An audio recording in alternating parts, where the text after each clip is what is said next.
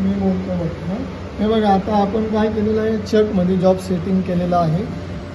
Control पॅनलवर आपण programme select केलेला आहे, सिम्युलेशन पाहिलेलं आहे आणि आता आपण जॉब जो आहे तो रन मोडमध्ये टाकलेला आहे. बघा चक फिरतो हो.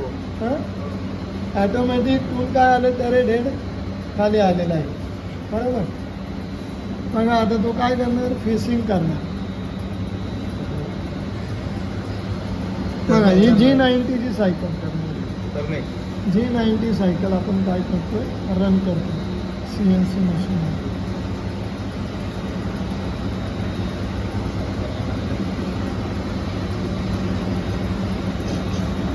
झाला. एक कट झाला. वरती घेऊ.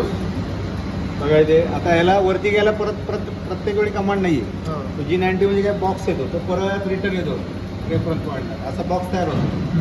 टर्निंग झाला परत तो परत टर्निंग झाला इनिशियल.